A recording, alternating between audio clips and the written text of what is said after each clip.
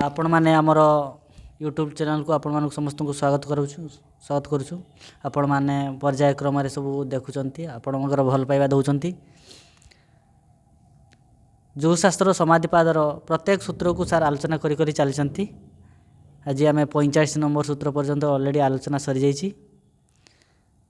आज आम 46 नंबर सूत्र सार आलोचना करेंगे। सार को अनुरोध करुँची सार से विषय आमको विशेष भाव में आमको बुझेबे। Thank you.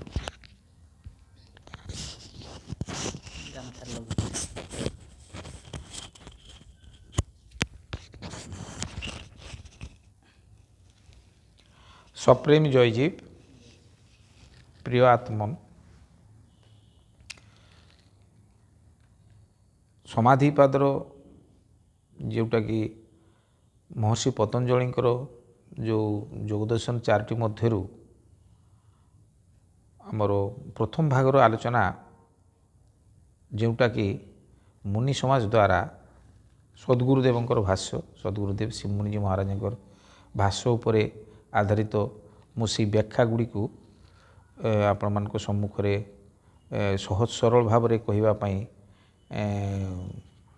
मोर आमर जो इच्छा आ सहज सरल भाव में केमती समस्ते बुझीपारे महर्षि पतंजलि जो योगसूत्र से ये हूँ आमर आम समस्ते ये कार्य को आम हाथ को नहीं। तो प्रिय आत्मन गत थर आम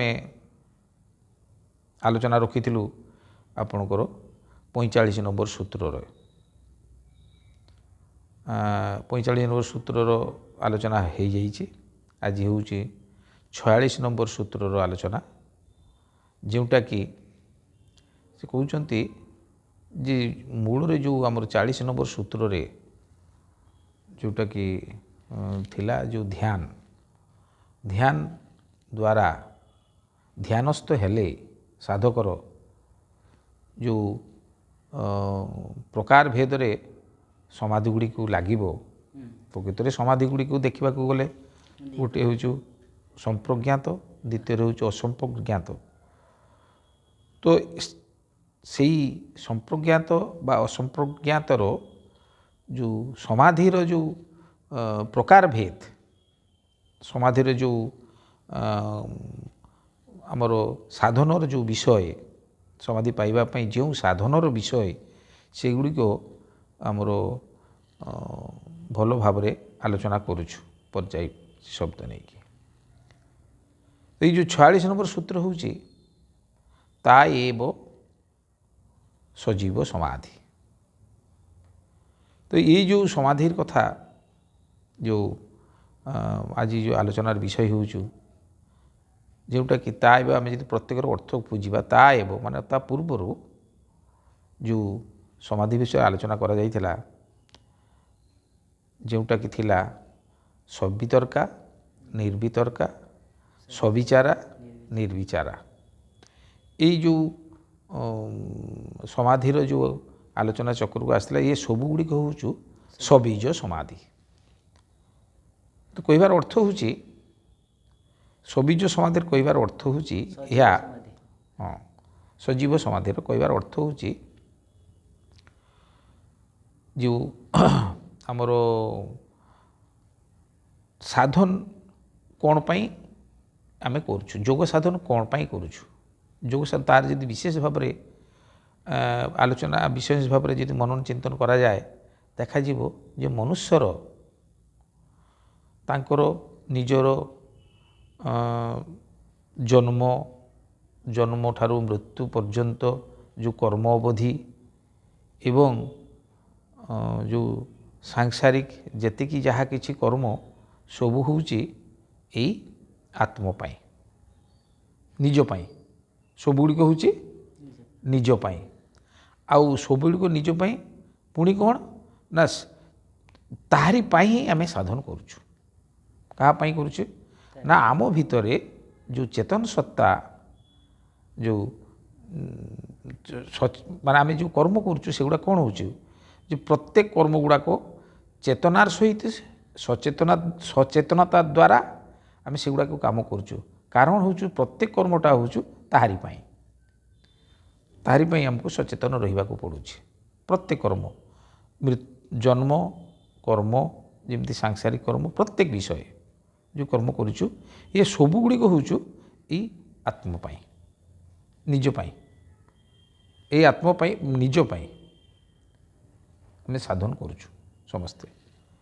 ଉଦ୍ଦେଶ୍ୟ କ'ଣ ନା ଏଇ ଯେଉଁ ଚେତନତା ଆଉ ସଚେତନତା ଦ୍ୱାରା ଆମର ଭଲ ମନ୍ଦ ଆବଶ୍ୟକୀୟ ଯାହା ବି କିଛି ବିଷୟ ଏବଂ ସୁଖ ଦୁଃଖ ଯାହାଦ୍ୱାରା ଆମେ ସୁଖ ଶାନ୍ତିରେ ସଂସାରରେ ରହିବୁ ଜାଣିବୁ କାହା ପାଇଁ, ଏ ସବୁ ହେଉଛି ନିଜ ପାଇଁ, ଆତ୍ମା ପାଇଁ।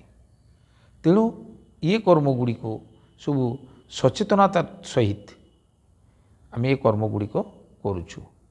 କାହିଁକି ନା ଆମର ସ୍ୱରୂପରେ ଆମର ଆତ୍ମା ହେଉଛୁ ସ୍ୱରୂପରେ ହେଉଛି ଚେତନାମୟ, ଚେତନ। ତ ଏଇ ଯେଉଁ ଚେତନ ସ୍ୱରୂପରେ ଯଦି ଆମେ ଚେତନ ସମାଧି ସ୍ତରକୁ ଗଲେ ଚେତନରୁ ଅତି ଚେତନ ସ୍ତରକୁ ଜଣେ ଯାଇପାରିବ। ସମାଧି କଲେ ସମାଧି ସ୍ତରକୁ ଗଲେ ଜଣେ ଚେତନରୁ ଅତି ସଚେତନ ଅବସ୍ଥାକୁ ଯାଇଥିବ। ସେଇଥିପାଇଁ ସମ୍ପ୍ରଜ୍ଞାତ ସମାଧି ବିଷୟରେ କୁହାଯାଇଛି ଯେ ସମ୍ୟକ୍ ଭାବରେ ଜ୍ଞାନ ଯୁକ୍ତ ରହିବା, ସମ୍ୟକ୍ ଭାବରେ ପ୍ରକୃଷ୍ଟ ଜ୍ଞାନ ଯୁକ୍ତ ରହିବା। ଏଇ ଯେଉଁ ସମ୍ପ୍ରଜ୍ଞାତ ସମାଧିର ଏଗୁଡ଼ା ହେଉଛି ପ୍ରକାରଭେଦ, ଯେଉଁ ସବିଜ ସମାଧି କୁହାହେଉଛୁ। ଏଠି କହିବାର ଅର୍ଥ ହେଉଛି ଏହା ପରସୂତ୍ରରେ ଅର୍ଥାତ୍ ପୂର୍ଣ୍ଣ ମାତ୍ରାରେ ଆମର ଚେତନତା ରହିବ। କିନ୍ତୁ ଏଠି କହିବାର ଉଦ୍ଦେଶ୍ୟଟା ହେଉଛି ଏଇ ଯେ ସଜୀବ ସମାଧି କାହିଁକି କୁହାଯାଉଛି, ତାର ଅର୍ଥ ହେଉଛି ଯେ ଯେଉଁ ଯୋଗ ସାଧନରେ ଯେଉଁମାନେ ଜଡ଼ ସମାଧି ଲଗାଇବା ପାଇଁ ଚେଷ୍ଟା କରନ୍ତି, ଜଡ଼ ସମାଧି ଯେଉଁମାନେ ଲଗାଇବା ପାଇଁ ଚେଷ୍ଟା କରନ୍ତି, ସେ ଜଡ଼ ସମାଧି ଲଗାଇବାରେ ଯେଉଁ ଫଳ ଲାଭ ହୁଏ ବା ଫଳ ପ୍ରାପ୍ତି ହୁଏ, ସିଏ ଫଳ କ'ଣ ନା ସିଏ ଜଣେ ସାଧକର ଅନନ୍ତ ମାନେ ଗୋଟେ ଗୋଟେ କଳ୍ପ ଯାଏ ସିଏ ଆଉ ସମାଧି ଲଗାଇ ପାରିବ ନାହିଁ। ଗୋଟେ ଗୋଟେ କଳ୍ପ ପାଇଁ ଅର୍ଥାତ୍ ଅନନ୍ତ ବର୍ଷ ପର୍ଯ୍ୟନ୍ତ ଜଡ଼ ଅବସ୍ଥାରେ ସେ ପଡ଼ି ରହିବ। ସେଥିପାଇଁ ଗୋଟେ ସୂତ୍ର ଦିଆଯାଇଛି ଅସଜ୍ଜାନା ଆମକୁ ଲୌକା, ଏଇ ଯେଉଁ ସୂତ୍ରଟି ତାର ସୂତ୍ର। ତ ଜଡ଼ ସମାଧି ଆଉ ଏଇ ଯେଉଁ ସବିଜ ସମାଧି, ଏହା ପୂର୍ବେ ଯେ ଶେଷ ସମାଧି ଗୋଟେ ଦିଆହେଇଛି ଯେଉଁଟା ଆମେ ଆଲୋଚନା କରିବୁ ସଭା ଶେଷରେ, ତତ୍ସପି ନିରୋଧୀ ସର୍ବନିରୋଧା ନିର୍ବୀଜ ସମାଧି, এই বিষয়ে আলোচনা করিবা। অর্থাৎ সম্প্রজ্ঞাত সমাধি অসম্প্রজ্ঞাত সমাধি এসবুড়াক আলোচনা হচ্ছে, এগুলা সবু হচ্ছে সবিজ সমাধির অন্তর্ভুক্ত। আউ এই যে সবিজ সমাধি কিন্তু যে সবিজ সমাধির জ্ঞান নথাই জড় সমাধি প্রাপ্ত হুঁতি তাঁকর কোণ হুয়ে না অনন্ত কল্প যায় সে চেতনতা হরাই বসে, চেতনতা হরাই বসে। অর্থাৎ সজীবতা রুহে না।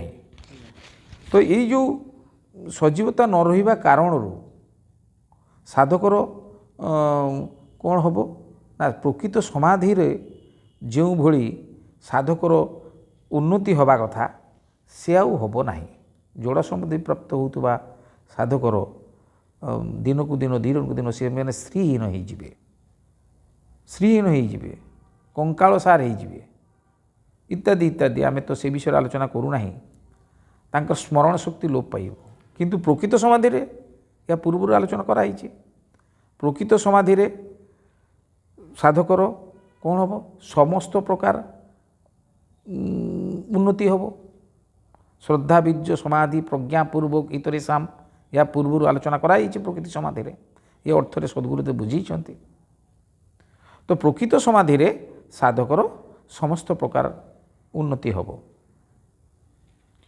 ଆଉ ଏଇ ଯେଉଁ ନିର୍ବୀଜ ସମାଧିରେ ନିର୍ବୀଜ ସମାଧିର ଯେଉଁଟାର ଅର୍ଥ ସଦ୍ଗୁରୁଦେବ କହିଲେ ଯେ ନିର୍ବୀଜ ସମାଧି ଅର୍ଥ ଯେଉଁମାନେ ଜଡ଼ ସମାଧି ଲଗେଇ ତାଙ୍କ ନିର୍ବୀଜ ସଜୀବ ସମାଧି ପରିବର୍ତ୍ତେ ନିର୍ବିଜ ଯେଉଁ ନିର୍ବିଜ ସମାଧି ଲଗେଇଲେ ତାଙ୍କର କ'ଣ ହେବ ନା ଅନନ୍ତ କଳ୍ପ ଯାଏଁ ତାଙ୍କର ସେ ସଚେତନତା ହରେଇ ବସିବେ। ତ ସେହି ସୂତ୍ରରେ ଶଙ୍କରାଚାର୍ଯ୍ୟ ବି ମଧ୍ୟ କହୁଛନ୍ତି ଯେ ପ୍ରକୃତ ଚେତନତା ପ୍ରକୃତ ସମାଧି ଯେଉଁମାନେ ଲଗେଇବେ ନ ଲଗେଇ ପ୍ରକୃତ ସମାଧି ଯେଉଁମାନେ ନ ଲଗେଇ ଯେଉଁମାନେ ଯେତେ ଶାସ୍ତ୍ର ପଢ଼ୁ ଯେତେ ଯଜ୍ଞ କରୁ ଯେତେ କର୍ମ କରନ୍ତୁ ଯେତେ ସବୁ ଅଛି ତୀର୍ଥ ଯାଉ ବ୍ରତ ଯାଉ ବାର କରୁ ବ୍ରତ କରୁ ଯାହା ବି କରୁ ବିନା ଆତ୍ମବୋଧରେ ବିନା ଆତ୍ମଜ୍ଞାନରେ ମନୁଷ୍ୟ ମୁକ୍ତି ପାଇପାରିବ ନାହିଁ। ଇଏ ହେଉଛି ସବିଜ ସମାଧିର ଯେଉଁ ଆମର ଯେଉଁ ପ୍ରକୃତ ଲାଭ ସେଇ ବିଷୟରେ ସଦ୍ଗୁରୁଦେବ ତାଙ୍କର ବିଚାର ଏହା ଲଗେଇଛନ୍ତି। ଏହାପରେ ବି ଆଉ ଗୋଟେ ବିଚାର ରଖିଛନ୍ତି ଯେ ବ୍ରହ୍ମବିଦ୍ ବ୍ରହ୍ମ ହିଁ ଭବତି। ଯେଉଁମାନେ ପ୍ରକୃତ ସବିଜ ସମାଧି ଲଗେଇବେ ଚିନ୍ତାର ସେମାନେ ଯେଉଁ ସାଧନରେ ଧ୍ୟାନରତ ହୋଇ ଯେଉଁ ବ୍ରହ୍ମ ଚିନ୍ତନରେ ଆମର ସ୍ୱରୂପରେ ଆମେ କ'ଣ ସଚ୍ଚିଦାନନ୍ଦମୟ ସ୍ୱରୂପରେ ସଚ୍ଚିଦାନନ୍ଦମୟର ଯେଉଁ ଧ୍ୟାନ କରୁ କରୁ ସେ ହେଉଛି ସବୁଠାରୁ ବଡ଼ ଜ୍ଞାନ ବ୍ରହ୍ମ ଜ୍ଞାନ ସେ ହେଉଛି ବ୍ରହ୍ମ।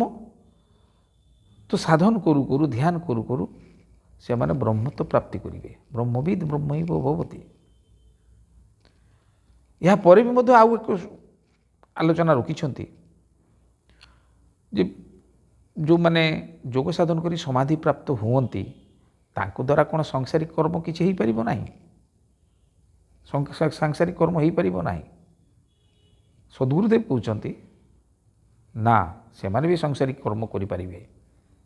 ଯେଉଁମାନେ ତାଙ୍କର ସମାଧି ପ୍ରାପ୍ତ ହେଇକି ପ୍ରକୃତ ଚେତନତାର ଜ୍ଞାନ ଯେଉଁଟା ଆତ୍ମଜ୍ଞାନ ଯେଉଁମାନେ ଲାଭ କରିଥିବେ ସେମାନେ ସଂସାରରେ ଥାଇ ମଧ୍ୟ ଯେମିତି କହିଲେ ଯେ ଜଣେ ସ୍ତ୍ରୀ ଲୋକ ଯେତେବେଳେ ତାର ସଂସାର ବାଟ ଚାଲୁଥାଏ ତାଙ୍କର ମୁଣ୍ଡ ଉପରେ ପାଣିର କଳସୀ ଥାଏ ପାଣିର କଳସୀ ପ୍ରତି ଯେମିତି ନଜର ଥାଏ ଚାଲୁଥିବା ସମୟରେ ବି ଝୁଣ୍ଟି ପଡ଼ିଲେ ପାଣି କଳସୀ ପଡ଼ି ଭାଙ୍ଗିଯିବ।